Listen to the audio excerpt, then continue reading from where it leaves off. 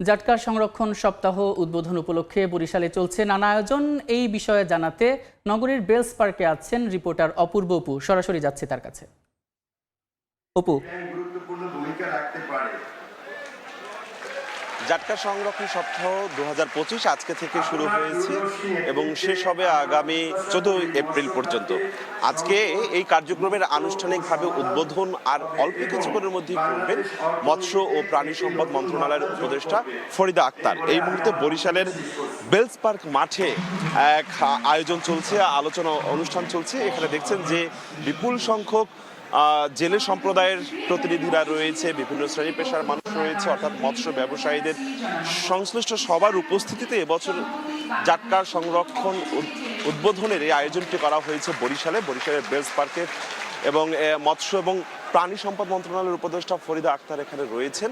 আনুষ্ঠানিকভাবে একটু বাদেই উদ্বোধন করা হবে এবং এই আলোচনা সভার পরপর এখানে নৌ রেলিও বের করা হবে। এবছর যে প্রতিপাদ্য বিষয়টি নির্ধারণ করা হয়েছে, জাটকা ধরা বন্ধ হলেই ইলিশ উঠবে জাল ভরে।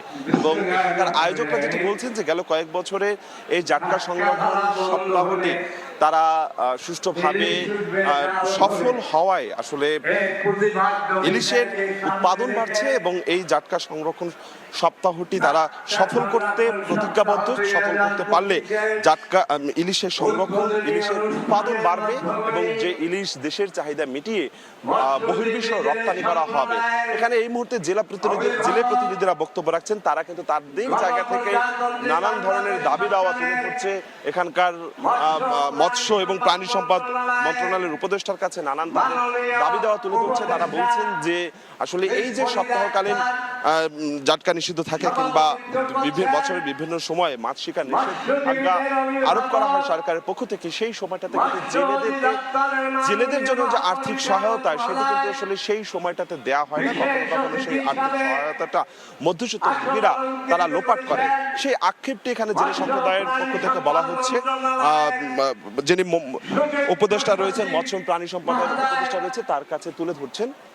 এই মুহূর্তে আয়োজনটি চলছে। একটু বাদে এখানে বরিশালের কীর্তনখোলা নদীতে একটি নৌ রেলি বের হবে এবং নৌ রেলি একটি জাঁকজমকপূর্ণ আয়োজন করা হয়েছে। একটি উৎসবমুখর পরিবেশে বরিশালের বেলস পার্কে এই মুহূর্তে বর্ণাঢ্য একটি আয়োজন চলছে। বরিশাল থেকে জাটকা সংরক্ষণ সপ্তাহের উদ্বোধনী পর্ব চলছে। আমার কাছে সবশেষ এতটুকু খবর ছিল। জাটকা সংরক্ষণ সপ্তাহ উদ্বোধনী খবর জানাতে বরিশালের বেলস পার্ক থেকে যুক্ত ছিলেন সহকর্মী অপূর্ব অপু।